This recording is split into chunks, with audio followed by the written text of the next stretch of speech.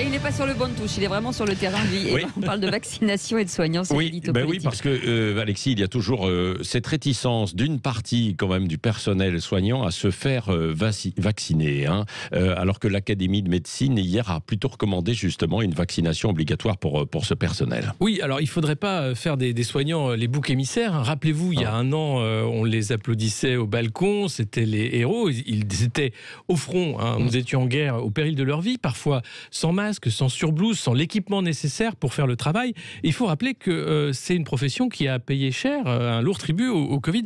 C'est 67 871 professionnels en établissement de santé qui ont été infectés, ça c'est les chiffres de Santé publique France. Il y a eu 19 décès de médecins, d'infirmiers, de responsables de santé.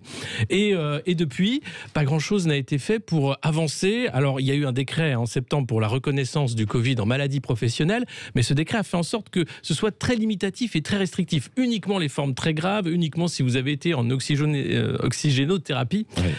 Et donc, c'est très difficile de faire avancer ce dossier de reconnaissance en maladie professionnelle. Et pour cause, parce que en droit du travail, si c'est reconnu, alors vous avez la catégorie accident du travail et vous pouvez accuser votre employeur de faute grave. Et l'employeur, c'est l'État et ce serait le ministère de la Santé. Donc tout est fait en fait pour compliquer l'accès aux soignants à ce statut de maladie professionnelle. Alors on leur a proposé effectivement un vaccin. Mais il se trouve que c'est le vaccin AstraZeneca. Alors c'est un vaccin qui protège. Il y a eu un rétropédalage, même si Monsieur Vaccin avait dit « Ouh là là, attendez, c'est pas sûr qu'il protège bien », même si Emmanuel Macron avait dit « Il marche pas super pour les plus de 65 ans ». Tout le monde est revenu sur ces déclarations. Le problème, c'est que AstraZeneca, quand on a commencé à l'inoculer au personnel de santé dans des hôpitaux, notamment dans le Grand Ouest, il y a eu beaucoup d'arrêts de travail, de réactions assez fortes parce que c'est des gens jeunes qui sont vaccinés et qui donc font des réactions. Alors c'est une fièvre forte, c'est sans danger, mais c'est obligation d'arrêt de travail de 3 jours et plus. Donc si vous vaccinez pour mettre à l'arrêt des pans entiers d'hôpitaux, des services entiers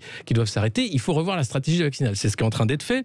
Il y a eu des campagnes qui ont été suspendues, c'est repris depuis, et puis on vaccine de manière graduée pour ne pas arrêter tout le monde en même temps. Donc la question qui se pose vis-à-vis des soignants, c'est ils veulent un vaccin, oui, mais ils veulent un bon vaccin et ne pas se mettre en arrêt maladie parce qu'ils ne peuvent pas faire autrement.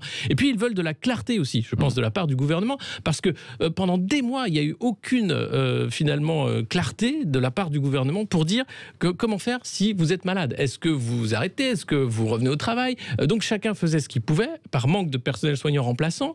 Vous avez des soignants malades, asymptomatiques, qui sont allés travailler, qui ont mis en danger leur famille, etc. Donc je pense qu'il y a une colère, un ras-le-bol profond dans la profession, et le Ségur de la santé n'y a rien changé. Oui, et Alexis Poulain, on posera toutes ces questions tout à l'heure justement à Thierry Amouroux, qui sera avec nous, qui est porte-parole du syndicat infirmier, et qui sera avec nous à 8h10 sur Sud Radio. Et vous revenez pour le petit déjeuner de l'actualité aussi, prenez un café tranquillement, tout à l'heure à 9h moins le quart.